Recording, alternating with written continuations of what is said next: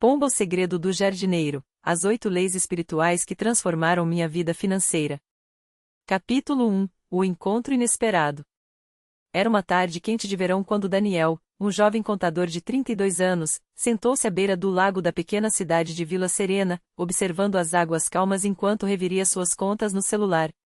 Mais um mês de salário apertado, dívidas acumuladas e a sensação de que, por mais que trabalhasse, o dinheiro parecia escorrer entre seus dedos como areia. Por que algumas pessoas prosperam e outras não, mesmo trabalhando duro? Pensou, frustrado. Foi então que ouviu um barulho de passos na grama seca. Um homem idoso, de pele morena e rugas profundas, aproximou-se com um soro tranquilo. Vestia uma camisa surrada e calças de algodão, mas seus olhos brilhavam com uma sabedoria que chamou a atenção de Daniel. Você parece carregar o mundo nas costas, jovem, disse o velho, sentando-se ao seu lado sem pedir permissão. Só pensando na vida, respondeu Daniel, guardando o celular.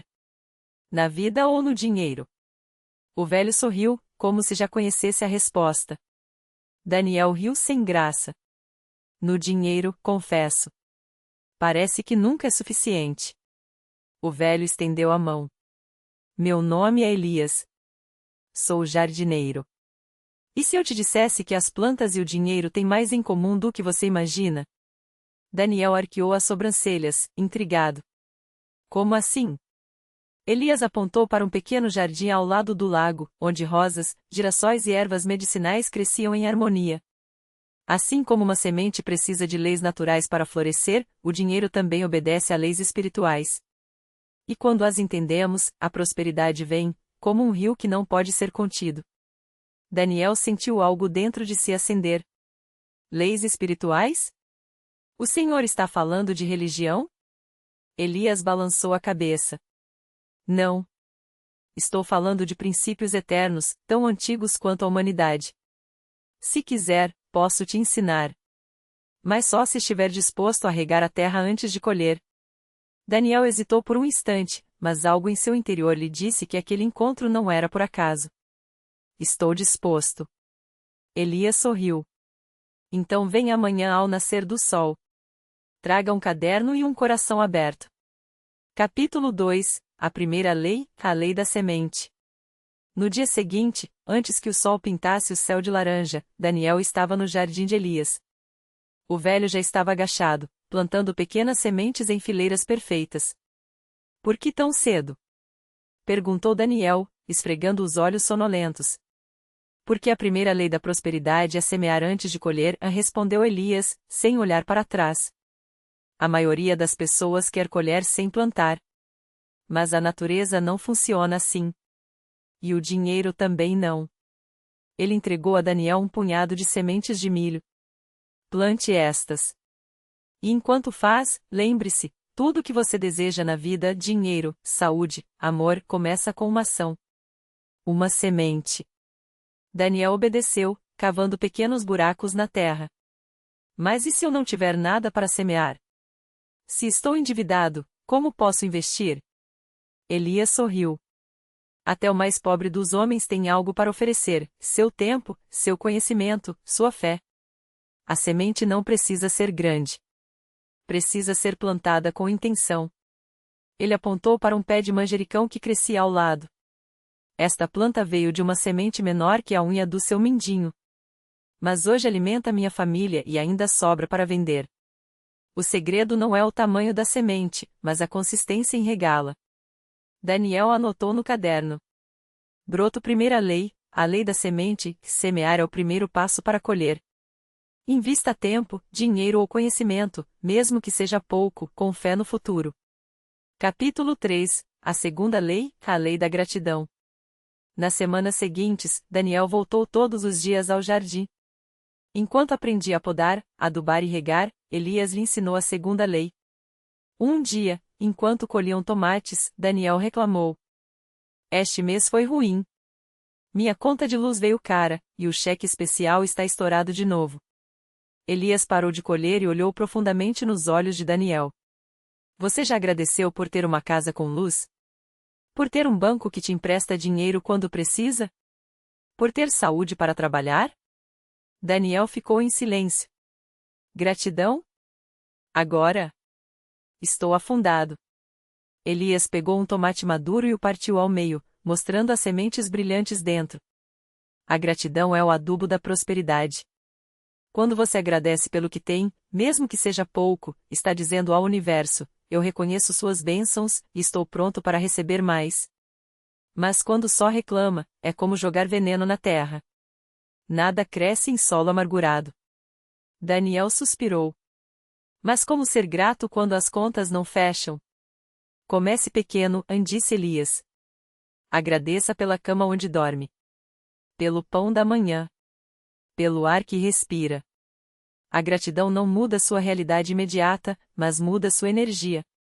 E a energia atrai ou afasta a abundância.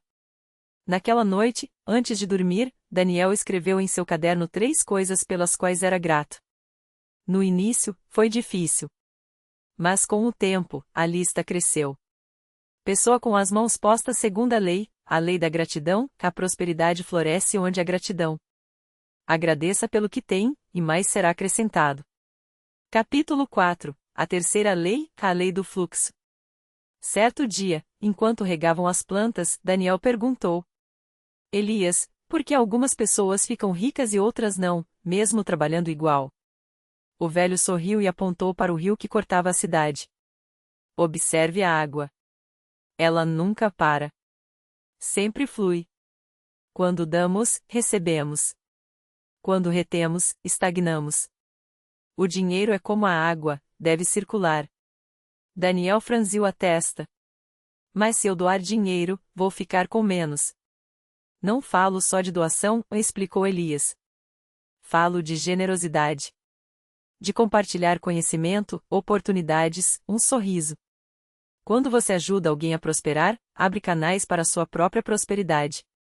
A energia do universo é sábia, o que você dá, volta multiplicado. Para provar seu ponto, Elias deu a Daniel uma tarefa. Esta semana, faça algo generoso sem esperar nada em troca. Pode ser um café para um colega, um elogio sincero, ou até mesmo perdoar uma dívida pequena. Relutante, Daniel decidiu pagar o almoço de um estagiário do escritório que sempre via comendo só um sanduíche. No dia seguinte, inesperadamente, recebeu um bônus por um trabalho que havia feito meses atrás, um valor que cobriu suas dívidas do cheque especial. Tontura terceira lei, a lei do fluxo, o que flui, multiplica. Seja generoso, e a abundância encontrará seu caminho até você. Continuará nos próximos capítulos. Próximos capítulos, resumo. Erva quarta lei, a lei da paciência, tudo tem seu tempo. Uma árvore não dá frutos no primeiro ano, assim como a riqueza não vem da pressa, mas da persistência. Elias ensina Daniel a esperar o momento certo para colher, em vez de forçar resultados. Pomba quinta lei, a lei da fé, crê, e verás. A dúvida é como uma geada, congela as sementes antes que possam brotar. Daniel aprende a confiar no processo, mesmo quando as coisas parecem impossíveis.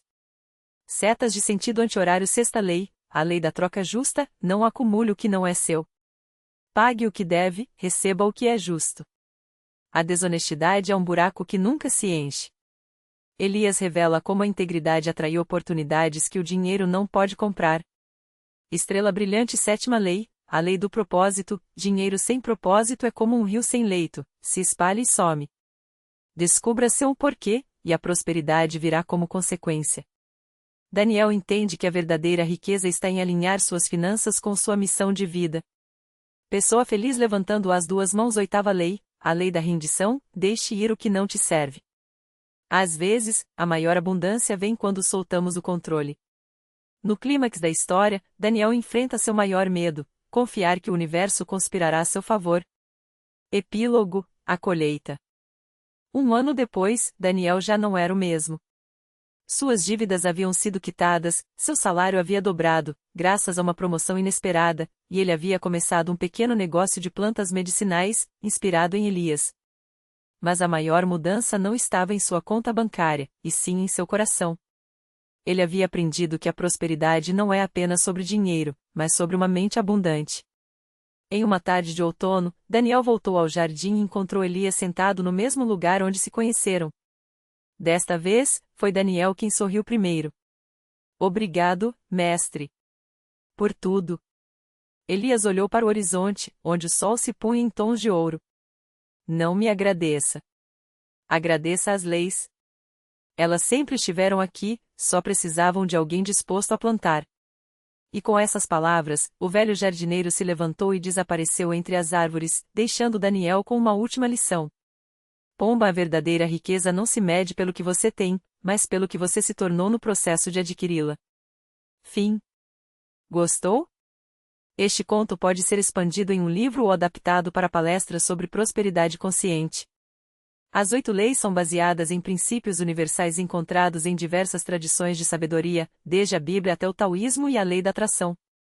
O vento soprava suave entre os galhos, carregando o perfume da terra úmida e das flores que Elias cultivara com suas próprias mãos. Daniel permaneceu imóvel, sentindo o peso e a leveza daquelas palavras ao mesmo tempo. Não era um adeus, era uma semente plantada em solo fértil, pronta para brotar quando menos se esperasse. Os meses passaram, e o jardim que outrora fora um terreno baldio transformou-se em um lugar de peregrinação silenciosa. Pessoas vinham de longe, não para colher frutos, mas para observar como a terra respondia ao toque daqueles que compreendiam suas leis. Daniel, agora com as mãos calejadas e o coração mais leve, recebia os visitantes sem palavras. Mostrava-lhes as plantas, ensinava-lhes a podar sem medo, a regar com paciência, a esperar com fé. Não falava das 8 leis, deixava que elas se revelassem no crescimento de cada broto, na resistência de cada caule, na generosidade de cada fruto que caía maduro no chão. Até que um dia, uma mulher chegou com uma criança no colo. Seu rosto estava marcado pela fadiga, mas seus olhos brilhavam com uma determinação que Daniel reconheceu imediatamente. Era o mesmo brilho que ele próprio tivera anos antes, quando chegara ali arrastando os pés, convencido de que a sorte o abandonara. Dizem que aqui as coisas crescem diferente, ela murmurou, ajustando o xale sobre os ombros da criança. Daniel sorriu, agachou-se e colheu um punhado de terra, deixando-a escorrer entre os dedos. A terra não mente. Ela devolve exatamente o que recebemos dela. A mulher olhou ao redor, para as fileiras de árvores frutíferas, para os canteiros onde ervas medicinais se entrelaçavam em harmonia, para o pequeno lago onde peixes nadavam sem medo. Não havia cercas, nem guardas, nem cartazes proibindo que alguém colhesse o que precisasse. Apenas um aviso discreto, gravado em uma pedra junto à entrada. Leve o que a terra lhe oferecer, mas deixe algo melhor em troca. E se eu não tiver nada para deixar? Ela perguntou, a voz trêmula. Daniel apontou para a criança, que estendia os dedinhos para tocar as pétalas de uma rosa. Você já trouxe a coisa mais valiosa, um coração disposto a aprender. A mulher permaneceu ali por semanas. Aprendeu a semear no tempo certo, a reconhecer as estações não pelo calendário, mas pela linguagem das folhas.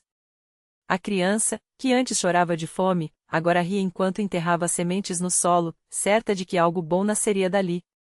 E nasceu. Não apenas nos canteiros, mas dentro delas. Certa manhã, a mulher chegou até Daniel com um embrulho nas mãos. É para você, disse, entregando-lhe um pão recém-assado, ainda quente. Feito com o trigo que colhemos juntos. Daniel aceitou o presente, mas devolveu-lhe algo em troca, um pequeno saco de sementes raras, aquelas que Elias lhe dera no primeiro dia, quando tudo não passava de um sonho distante. Plante estas onde o solo for mais pobre. Elas crescem onde outras desistem. A mulher partiu ao amanhecer do dia seguinte, levando consigo não apenas sementes, mas uma compreensão que nenhuma moeda poderia comprar. E assim, como Elias fizera antes dele, Daniel continuou a ser um guardião silencioso daquelas leis, não por obrigação, mas porque entenderá, finalmente, que a verdadeira abundância não se esgota, ela se multiplica quando compartilhada.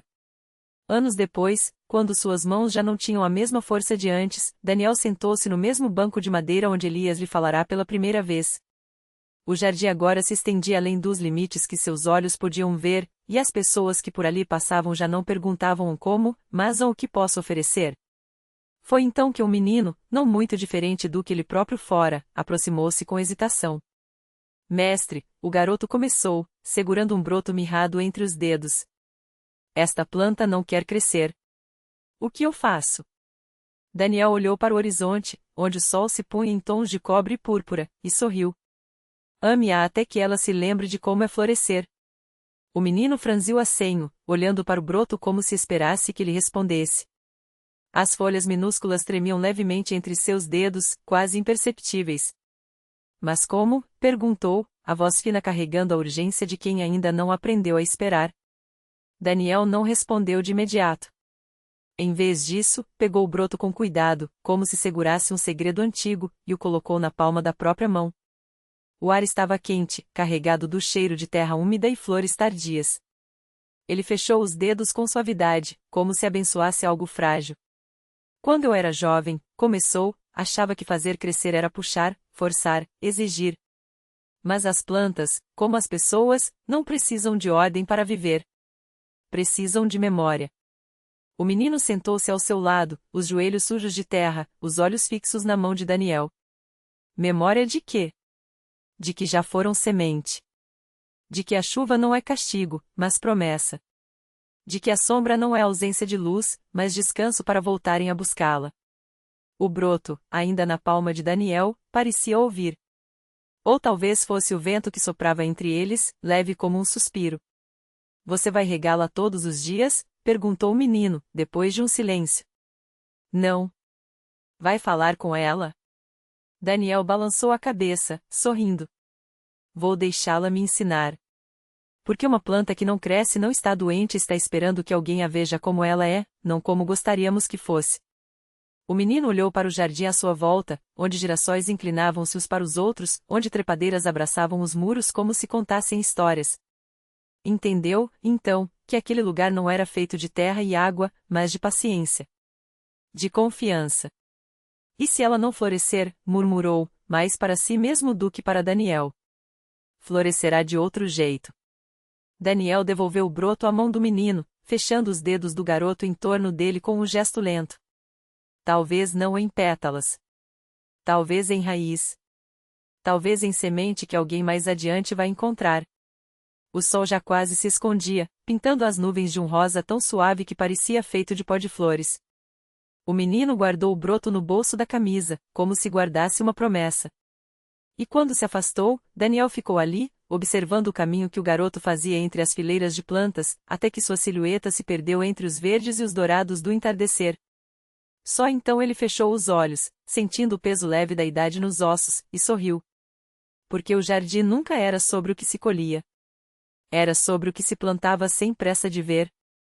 O vento trouxe o cheiro de terra úmida, daquele tipo que só aparece depois de uma chuva breve, quase imperceptível. Daniel respirou fundo, como se pudesse guardar aquele aroma dentro de si para os dias mais secos. Os dedos, calejados pelo tempo e pelo trabalho, deslizaram sobre a superfície áspera de um banco de madeira, onde uma garrafa de vidro meio opaca descansava, cheia de água e um ramo de alecrim. Ele a pegou, girando-a entre as mãos, observando como a luz morna do crepúsculo se fragmentava nas gotas que escorriam pela lateral. Não era a primeira vez que um menino deixava o jardim com algo que não tinha levado. E não seria a última. Daniel conhecia aquele tipo de olhares, os que buscavam não apenas uma planta, mas uma resposta, ou pelo menos um sinal de que o mundo ainda guardava algum mistério generoso. O broto que dera ao garoto era de uma roseira antiga, daquelas que floresciam em tons de azul pálido, quase prateado, como se tivessem absorvido a luz da lua em vez do sol. Era raro, e por isso mesmo ele a cultivava com cuidado, não por vaidade, mas porque algumas coisas precisavam persistir, mesmo que só para serem encontradas por quem soubesse procurá-las. Ele se levantou devagar, sentindo as juntas estalarem como galhos secos sob os pés. Caminhou até o canto mais afastado do jardim, onde uma cerca de madeira, meio torta pelo tempo, separava seu terreno do bosque que começava ali. Entre as fendas, avistou o vulto de um veado, imóvel, observando-o com a mesma curiosidade silenciosa com que Daniel observara o menino há pouco. Os animais também vinham até ali, como se soubessem que aquele pedaço de terra era um lugar onde as coisas podiam ser apenas o que eram, sem pressa, sem medo. Também está à procura de algo? Murmurou, embora soubesse que o veado não responderia. Nem precisava. O animal moveu as orelhas, atento, e então, com um passo leve, desapareceu entre as árvores. Daniel sorriu novamente, dessa vez para si mesmo. Havia algo de reconfortante na ideia de que, mesmo quando não se via, as coisas continuavam a crescer. A roseira azul, por exemplo. Ele a plantara havia anos, depois de encontrar suas sementes em um envelope amarelado, escondido entre as páginas de um livro velho sobre botânica. Não havia instruções, nem nome científico, apenas uma frase escrita à mão, para quem sabe esperar. E ele esperara. Assim como esperara pela chegada daquele menino, embora não soubesse que era por ele que esperava. Talvez não fosse pelo garoto em si, mas pelo gesto, aquele momento em que algo é passado adiante sem que se peça nada em troca. Como a chuva que cai sem aviso, como o sol que nasce mesmo quando ninguém está olhando. Daniel voltou para a casa pequena, de paredes brancas e janelas sempre abertas. Dentro, o cheiro de ervas secas e papel envelhecido se misturava ao aroma do chá que esquentava no fogão. Sobre a mesa, um caderno de capas gastas estava aberto, com anotações sobre estações, luas e o ciclo das plantas. Ele folheou as páginas até encontrar uma em branco, onde traçou com tinta desbotada. Hoje, um menino levou consigo a roseira azul. Não sei se saberá cuidar dela, mas sei que, onde quer que a plante, algo novo nascerá. Talvez não para mim. Talvez para alguém que nem sequer nasceu. Fechar o caderno foi como fechar um ciclo, embora soubesse que nenhum ciclo realmente terminasse. Apenas se transformava. Do lado de fora, o jardim respirava na quietude da noite que caía, e Daniel, mais uma vez, deixou que o silêncio o envolvesse, completo e suficiente.